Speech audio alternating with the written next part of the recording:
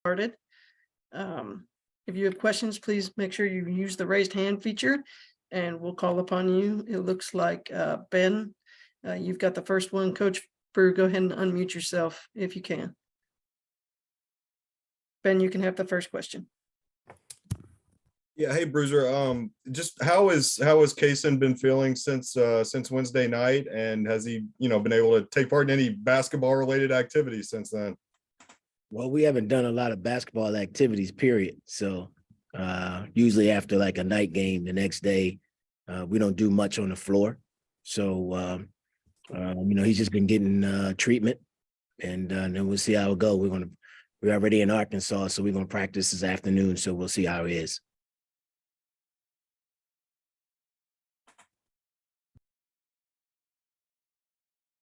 Bob, go ahead. Yeah. Hey, Bruiser. Bob Holt, the Arkansas Democrat Gazette. How you doing? How you doing? Well, welcome to Arkansas. Oscar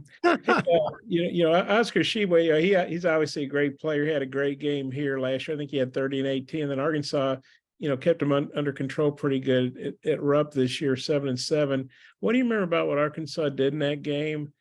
And how do you, it looks like Oscar's really taken off since then. Kind of how do you expect him to respond? What do you expect in this rematch from Oscar, I guess, in Arkansas, trying to control him?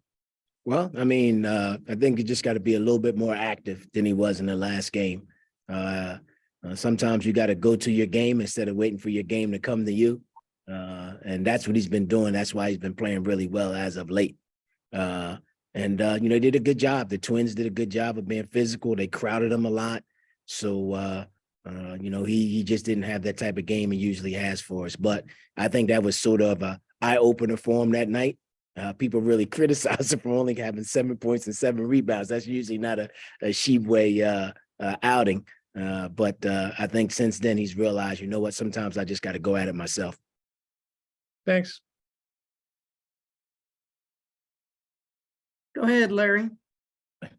Yeah, Bruiser, could you just talk a little bit about CJ Frederick and how healthy he has been able to stay, especially after a physical game like that? And also just kind of wondering your reaction to, after the game, Jacob blaming himself for the defeat, saying that he was selfish in the first half and all. How you kind of respond to what Jacob had to say about himself? That's the way he felt. I guess that's the way he felt. I think he didn't think he had a good game. He thought if we'd have played better, we could have won. He's one of the senior leaders on the team. He and Cal got into it on the bench a little bit, and he felt as though that wasn't the right thing to do. He came and apologized to all the coaches and everybody. I just think he was disappointed that if he'd have played better, then we'd have had a better chance to win. I think that's the bottom line with Jacob. And then with CJ, how is he feeling with what he's battling and going through a physical game like that? He's just battling a tough injury that he knows he's going to have when he gets hit in it. He knows it's going to affect him at times. So, but he's a tough kid, and he battles through things. He's been injured a little bit this season, but if he's feeling good, if he feels good, one thing about him is he's going to give it a chance. He's going to get out there if he can. Ben, go ahead. Yeah, Bruiser. Obviously, Antonio had to play some of the point in the second half there Wednesday night. How does that kind of limit what else he can do on the floor, and what are some of the other options if Kaysen can't go tomorrow? Well, what it does is it puts his ball in his hands an awful lot, which people really get on top of him a little bit. But he might have to do that again. He might have to do that again tomorrow. So we'll see how it is. We sort of ran with this student group a little bit against Tennessee, but we had a little bit more time to prepare. So that's the big thing right there. So right now we're just trying to figure out what we're going to do.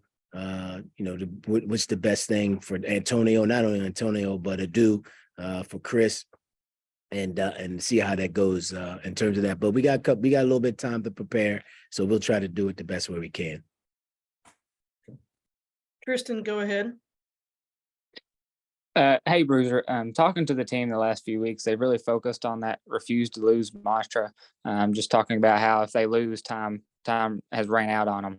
It's a lot easier to say that when you're winning, but after a loss like that, are they still feeling the same way, and how are they approaching this game on Saturday? I mean, you should. I mean, we played hard. I mean, when you lose, a guy that pretty much has the ball in his hands 80% of the time, and I mean, we didn't think we played well. I wouldn't say we didn't play particularly well. We didn't shoot it particularly well. Still have a chance to win.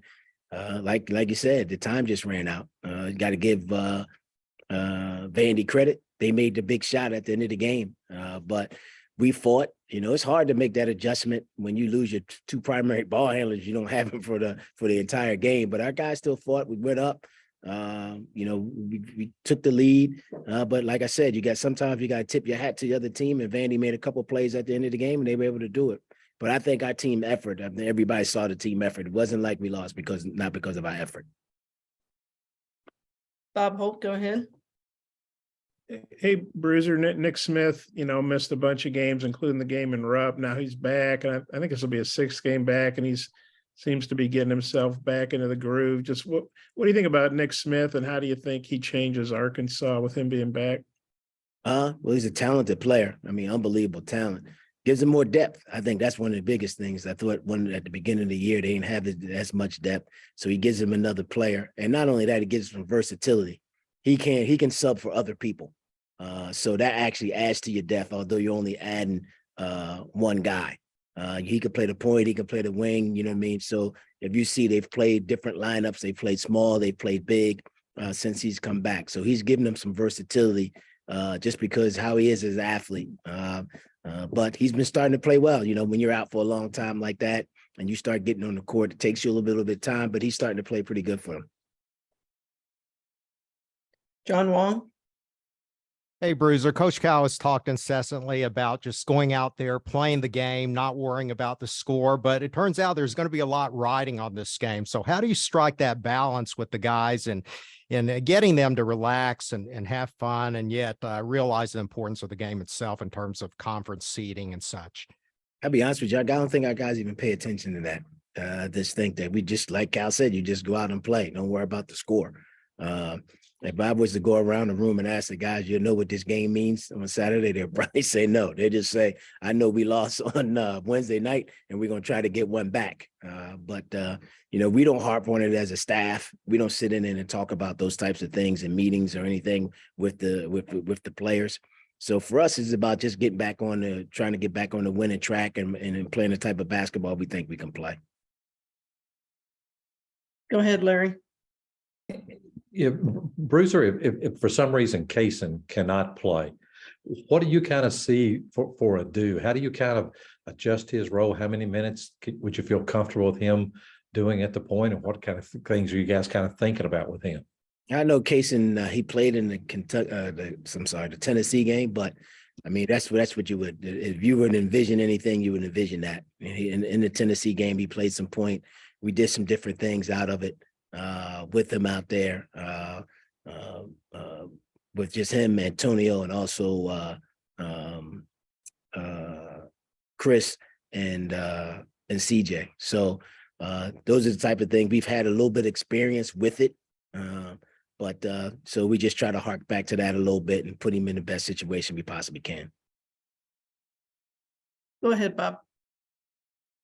Hey, thanks for letting me ask all these questions. Appreciate it. Hey, Bruiser, Arkansas didn't play particularly well at Tennessee. An 18-point loss was their worst of the year. What did you see from them that game, and what are you expecting from them on Saturday? Obviously, it's going to be a raucous crowd and all that. And Arkansas always, you guys get everybody's best shot, I guess. I mean, they beat us pretty good last time they played us. So they got good athletes. Like I said, they didn't play. Nick Smith didn't play in the game that he played, so you add another good athlete there. I thought we did a poor job of handling the ball, so we got to do a better job of that. They got away from us because we turned it over a lot, and not only turned it over, we turned it over for baskets.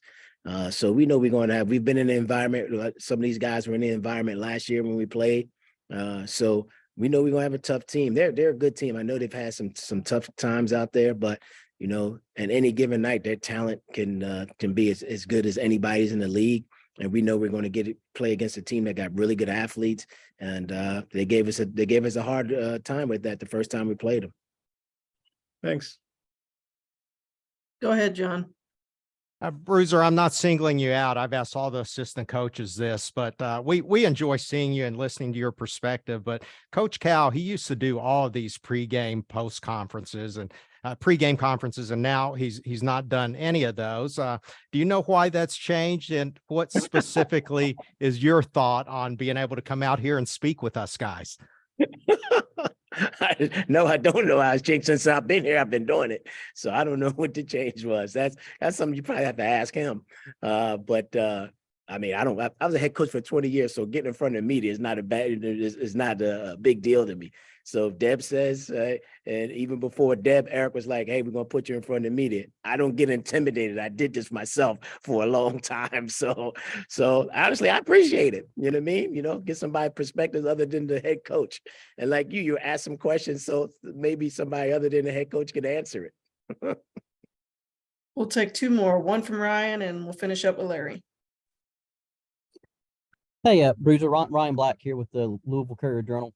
I was curious, you know, we kind of all know how difficult this season has been for Damien, you know, just all the unfortunate off the court stuff. I guess what is, as one of his coaches, what has that kind of been like going through this experience with him, as well as maybe seeing just the positives in terms of the confidence he's gained as the season has gone on? I think Cal's done an unbelievable job with him in terms of not trying to rush him back, letting him take his time. You know, when you're ready to come and try to help us, you know, you just come and try to help us. It was a tough situation for him, you know, tough, very emotional. I mean, and listen, I lost my dad and I was a coach when I was a head coach, and I know how tough that was for me. So I can just imagine what it was for him as a player, being away from home, being in school, you know, being here and finding him the way we did. But I thought Cal's been very patient with him. He hasn't put any pressure on him to, hey, we need you to do this or that or the other. He let the kid do it on his own time. And I think that's one of the reasons why we're starting to see the results we're starting to see with him. Nobody pushed him to get back faster or do what we do. We put it at his time. And I think he's done a great job with that. And the kid is starting to play a lot better and playing with a lot more confidence. Finish us out, Larry. Yeah, Bruiser, I've been covering Kentucky for a pretty long time now, and this has been such an unusual season with some really high highs and some really kind of low lows.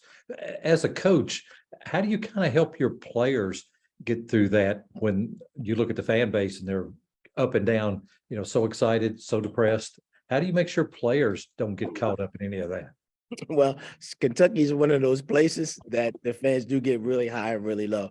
But as a coach, you just try to keep your players on the same message. John Calipari, that's his specialty. You know what I mean? Keep everybody on the same message.